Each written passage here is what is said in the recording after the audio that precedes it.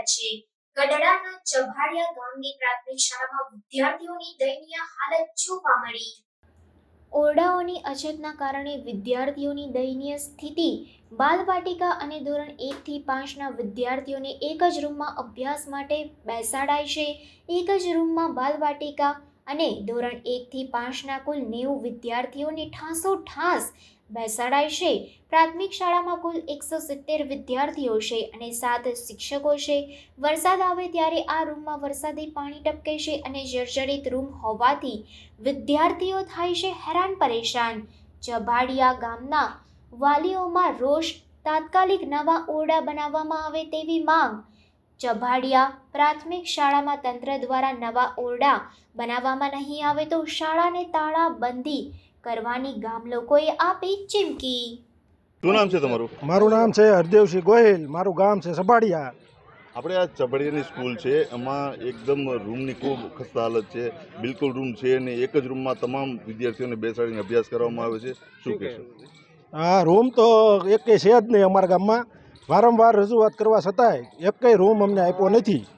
તમારા બાળકોને તમે અભ્યાસ કરવા મોકલો છો, તમને ડર લાગે છે? ડર તો ઘણોય લાગે છે, પણ જાવું ક્યાં? શિક્ષણ અધિકારીને બોટાદ, ગઢડા 2-3 રજૂઆત કરી છે, છતાંય એનું કાંઈ નિરાકરણ કરવામાં આવ્યું નથી। એટલે ખરેખર આ તાત્કાલિક રૂમ બનવા જોઈએ, શું કહેશો? તાત્કાલિક રૂમ બનવા જોવે અને હવે આગામી દિવસોમાં રૂમ નહીં બને તો ગાંધી સીધા માર્ગે અમે આંદોલન કરવા મજબૂર છીએ। મારું નામ વીરસિંહભાઈ રાજાભાઈ।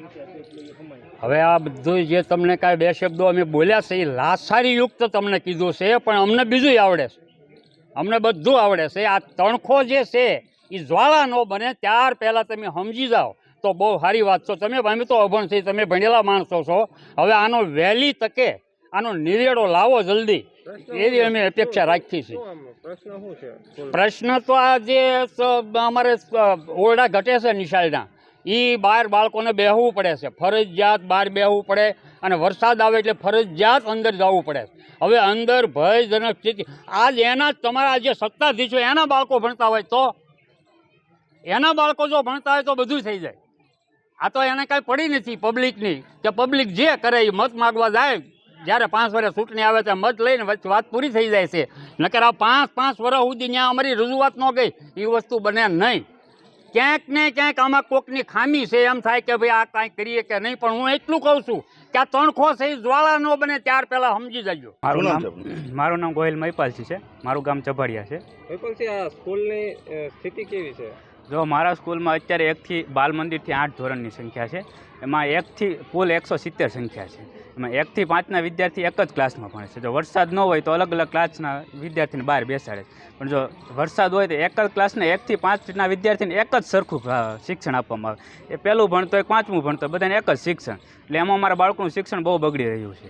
શું માંગ શું છે તમારી? અમારી જે એક માંગ છે, જો અત્યારે સિન્ટેક્સના રૂમ હતા 3, એ ડેમેજના કારણે અત્યારે બંધ કરવામાં આવ્યા છે।